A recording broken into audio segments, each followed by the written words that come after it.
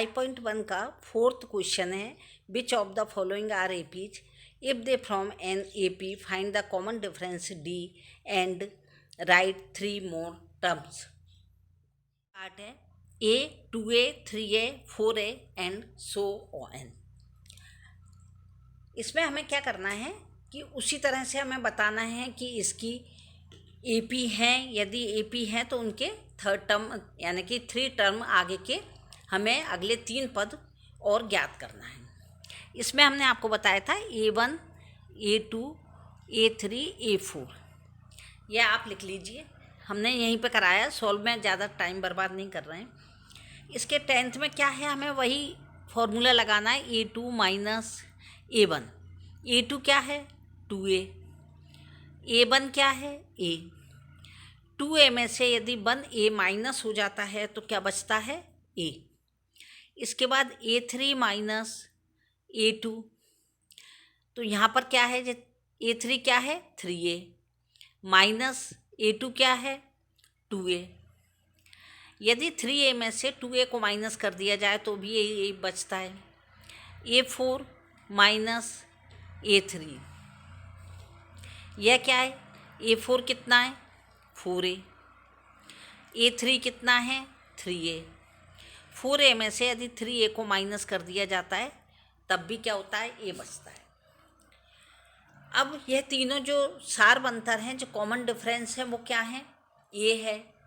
तो हम यहाँ पर यह भी लिख सकते हैं कि A2 minus A1 equal to A3 minus A2 equal to A4 minus A3, या आप 2 भी लिख लेते हैं तब भी सफिशियंट होगा, कोई दिक्कत नहीं है। लेकिन अभी तक हम यही लिखते आ रहे हैं तो इसमें लिखने में आसानी होगी, इसलिए आप यह लिख सकते हैं A equal to A equal to A is the same every time.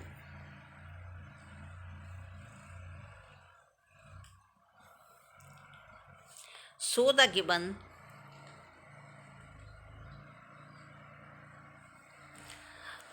given list number from an AP with common difference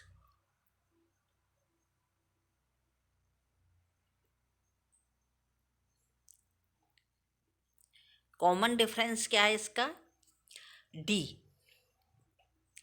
is equal to क्या है A, ये कॉमन डिफरेंस निकला है। आगे हम लिखेंगे द नेक्स्ट 3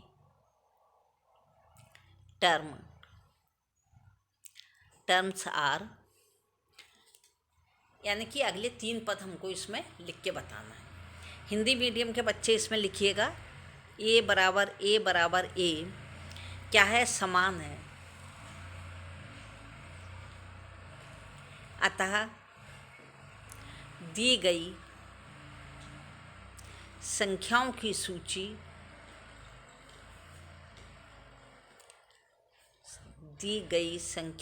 सूची AP है, जिसका सार्व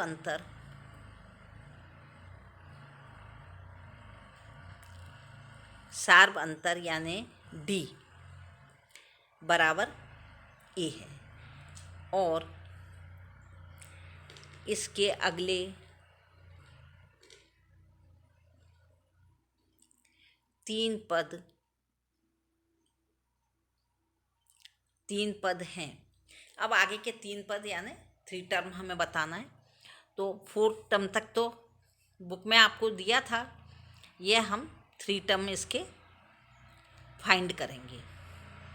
यानी कि जो 4 टर्म्स था वो क्या था 4a, उसमें हम किसको a को क्या करेंगे, प्लस कर देंगे, a हमारा क्या था d, तो ये कितना हो गया, 5th टर्म हो गया 5a में फिर हमें क्या करना है, सर्वांतर यानी d कॉमन डिफरेंस को प्लस करना है, जो हो गया 6a, और जो 6 टर्म आ गया। अब 7th टर्म यानी अगले 3 पद में जो लास्ट है वो क्या है, इस 6a में हम फिर सर्वांतर यानी कि कॉमन डिफरेंस को फाइंड करेंगे ए को, तो यह कितना हो जाएगा 7e।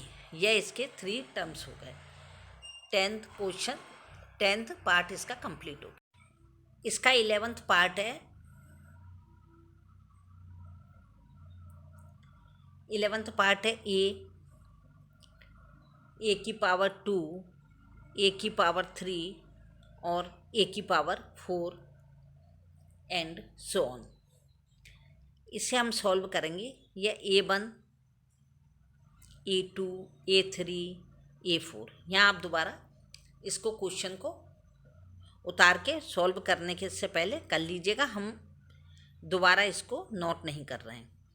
A2 minus A1, A2 क्या है ए स्क्वायर और A1 क्या है ए। इसको जब हम सॉल्व करेंगे तो इसमें से कॉमन क्या है, ए कॉमन है, तो इसको हमने क्या लिख लिया यहाँ पर ए, क्योंकि ए 2 बार है तो एक बार हमने बाहर ले लिया, एक अंदर बच गया। अब इसमें से यदि हम इसी को बाहर ले लेते हैं तो अंदर क्या बचेगा, इसका मतलब है कि ए में यदि ए का डिवाइड करते हैं तो 1 आ जाएगा। इसके बाद A3 कितना है, A3 में से A2 को माइनस करना है। A3 कितना है ए की पावर 3 और ए की पावर 2 यानी ए क्यूब माइनस ए स्क्वायर। ए के ऊपर क्या है घन है और ए का वर्ग है।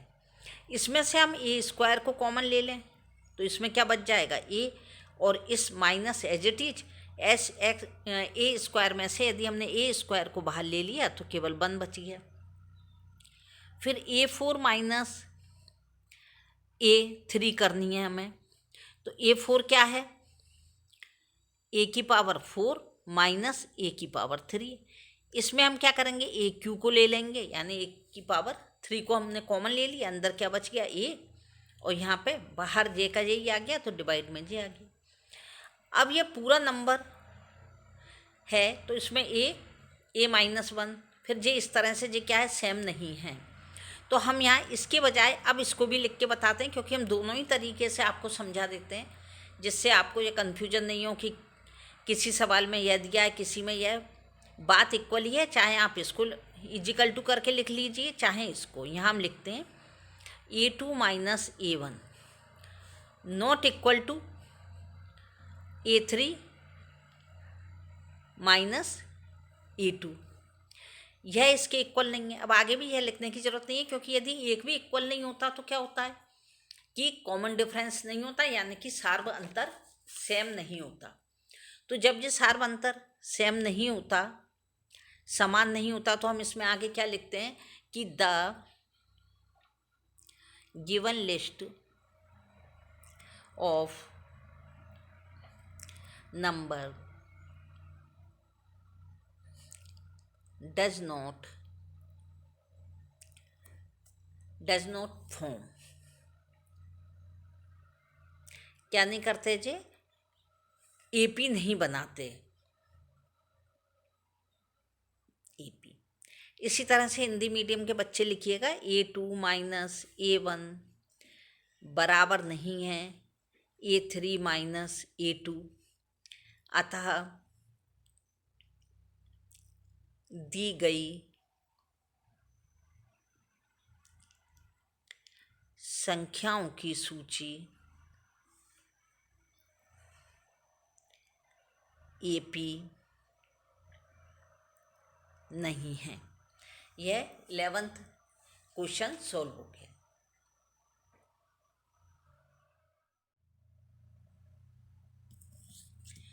इसका 12th क्वेश्चन है, 4th क्वेश्चन का 12th पार्ट है। √2, √8, √18 एंड √32 एंड सो ऑन। इसको जब हम सॉल्व करेंगे तो हमें वही लिखना है √2, √8, √18, √32। अब इसमें A1, A2, A3, A4 यह 4 टर्म दी गई हैं। इसे हम क्या करेंगे A2 माइनस A1। A2 क्या है 8, तो यहाँ पर आ जाएगा 8 और A1 कितना है -2।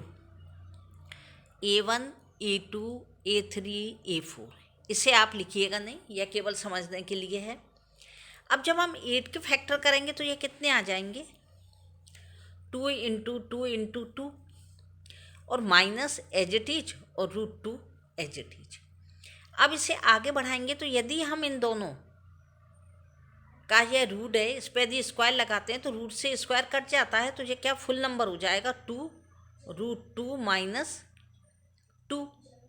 या यहाँ तक आने के बाद में क्या हुआ कि यदि 2 √2 में से यहाँ पे कुछ नहीं है तो 1 √2 बचेगा।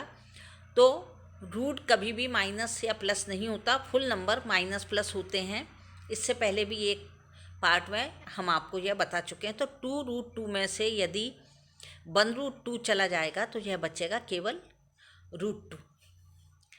इसके बाद आता है A3 - A2 इजिकल टू क्या है A3 कितना है √18 माइनस A2 कितना है √8। 18 के यदि फैक्टर हम बनाते हैं तो क्या आता है 2 × 3 × 3 माइनस एज इट इज, और 8 के यदि हम फैक्टर बनाते हैं तो क्या आएगा 2 × 2 × 2। अब इसमें से हम 3 को बाहर ले लेंगे, इसमें से हमने 2 को बाहर ले लिया, तो यहाँ पर क्या आ गया 3 √2 माइनस 2 √2 इजिकल टू, यानी 3 √2 में से 2 √2 माइनस हो गए तो क्या बचा केवल √2 बचा, क्योंकि 3 - 2 हम ब्रैकेट में कर लेंगे और √2 कॉमन में आ जाएंगे, तो 3 में से 2 माइनस हो गए 1 बचा, 1 को लिखते नहीं हैं। इसके बाद आता है A4 - A3। A4 कितना है 32 माइनस A3 है 18। इसको हम सॉल्व करेंगे तो यदि हम इसको बनाते तो क्या आ जाएगा 4 4 जा 16 और 16 2 जा क्या हो गया 32, यानी इसका यह बन गया। और इसका कितना बन गया वही जो हमने अभी इसका बनाया है, यानी कि जो 18 का बनाया था यह क्या था 2 × 3 × 3। इनमें से हमने 4 को बाहर ले लिया, यह 4 बाहर आ गए, अंदर क्या रह गया केवल √2। इनमें से 3 को बाहर ले लिया, रूट में क्या आ गया 2, यानी 4 और 3 को हमने ब्रैकेट में रख लिया, तो 4 - 3 1 और 2 क्या आ जाएगा कॉमन है, तो वो एज इट इज आ जाएगा। इस तरह से ये हमारे क्या हो गया √2 √2 √2, यह कॉमन डिफरेंस यानी कि सार्वंतर यानी D हमारा फाइंड हो गया। अब जब D फाइंड हो गया तो अब हम इसको उसी तरह से लिख देंगे कि √2 इजिकल टू √2 इजिकल टू √2। आप चाहें तो इसको भी लिख सकते हैं A2 - A1 नॉट, यानी कि A2 - A1 equal to A3 - A2। यदि इसको लिखना चाहें तो इसको लिख लीजिए। यह तीनों बराबर हैं तो हम यहाँ पे उसी तरह लिखते आएंगे जिस तरह की हमने जब सेम होने पर D सेम होने पर लिखा था। Same every time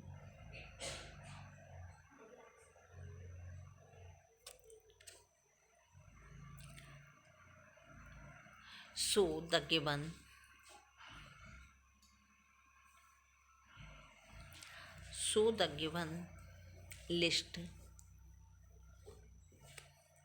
numbers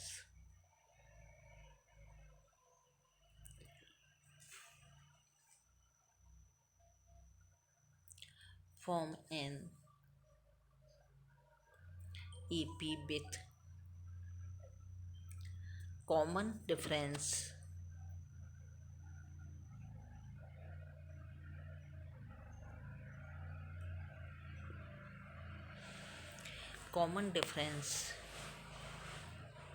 D equal to √2 and the next 3 terms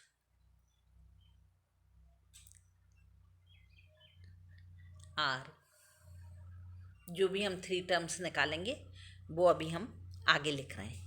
Hindi medium के बच्चे लिखिएगा। यह तीनों सार अंतर क्या है? समान है। समान है, अतः संख्याओं की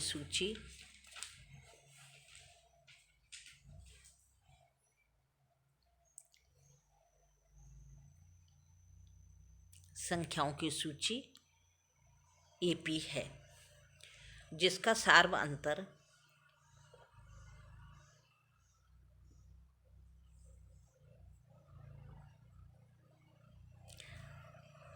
डी इजिकल टू √2 है। इसके अगले 3 पद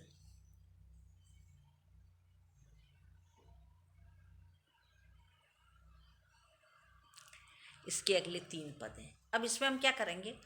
जो हमें दिया था यहाँ पर, कितना दिया था? 32। यह क्या था? 4th पद था इसका, फोर्थ टर्म्स था। तो इसमें हम क्या करेंगे? इस √2 को प्लस कर देंगे, फिर जो आएगा उसमें √2 प्लस करेंगे, फिर जो आंसर आएगा उसमें √2 प्लस करेंगे। इस तरह हमारे नेक्स्ट 3 टर्म यानी कि अगले 3 पद फाइंड हो जाएंगे। तो हम यहाँ पर क्या लिखेंगे? इसमें A5 हमारा कितना हो जाएगा? 32 प्लस ये 32 तो क्या 4th टर्म था, इसमें हमने √2 को प्लस कर दिया। तब ये हमारा कितना आ गया था? जब हमने इसको फाइंड किया था, निकाला था, तब यह हमारा आ गया था 4√2 + 2। यह हमारा यह आ गया था। अब जब हमने इसको फाइंड किए, जोड़ेंगे हम इसको, तो यह कितना आ जाएगा? यहाँ तक तो आपको आ ही गया होगा कि 4 4 जा 16, क्योंकि हमने यह यहाँ पर आपको सॉल्व करवाया था, तब यह बताया था कि 4√2 - 3√। जब 4√2 कब आया था? जबकि हमने 32 को इस तरह से किया था। तो यह हमारा क्या आ गया? 4√2 + √2। इसके आगे कुछ नहीं है, तो हम क्या करेंगे? 4 और 1 5 और √2 जो कॉमन में आ जाएगा, तो यह आ गया। अब इस पूरे नंबर को हम अंदर ले लेंगे, यानी कि रूट बना लेंगे। तो जब 2 नंबर रूट में होते हैं, तो जब बाहर आते हैं तो रूट से स्क्वायर कट के क्या होते हैं? वो फुल नंबर बन जाते हैं। अब इस फुल को हमको रूट में लेना है, तो हम क्या करेंगे? 5 को और 5 को 2 बार अंदर ले लेंगे। इन 2 को अंदर लेने का मतलब है यह बाहर आके अकेला हो गया, और जो 2 रूट में है उनको मल्टीप्लाई में ले लेंगे। तब यहाँ क्या आ गया? 5 5 जा 25, 25 2 जा 50, यानी कि यह हमारा नेक्स्ट एक टर्म कंप्लीट हो गया, A5। अब A6 क्या था? यह जो √5 है, √50 है, सॉरी, इसमें हमने क्या किया था कि इसको यह लिया था, इसको सॉल्व करके यहाँ लिखा था। तो अब इसी को हम यहाँ पे लिख लेंगे कि √5 5√2 + √2। यह यहाँ कितना हो गया? 5 और 1 कितने हो गए? 6। तो यहाँ पे कितना आ गया? यहाँ पे हम लिख लेते हैं 6√2 + 6√2। जब हमने ये 6√2 लिख लिया, अब इस 6 को भी इसकी तरह अंदर लाएंगे, तब यह अंदर आ जाएगा, क्योंकि 5 + 2 और 1 5√2 + 1√2, तो 5 और 1 6 हो गए, और रूट कॉमन में आ गया। अब 6 को भी हम अंदर ला रहे हैं, तो यह 2 बार अंदर आ गया और यह रूट में ही रहा। तो यहाँ क्या आ गया? 6 6 जा 36, 36 2 जा 72। अब हमारा जो A7 है वो क्या आ गया? यह बन गया। अब इसके बजाय हम इसको भी ले सकते हैं, क्योंकि पहले इसको लेंगे फिर उससे खोलेंगे। इससे अच्छा क्या है, हमारा जो 6 टर्म है वो कितना आ गया? 6√2। तो 6√2 में हमने फिर इसका जो कॉमन डिफरेंस है उसको प्लस कर लिया। तो 6 और 1 कितने हो गए? 7, और √2 कॉमन में आ गए।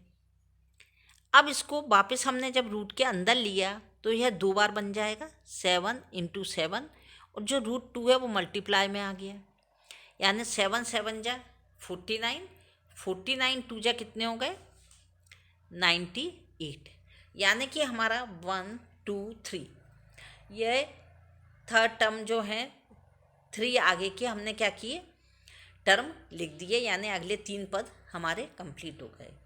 यह 12th question 12th part complete हो गया। Thanks for watching. आप हमारे वीडियो को लाइक करें, शेयर करें और हमारे चैनल को सब्सक्राइब करना ना भूलें। Thank you.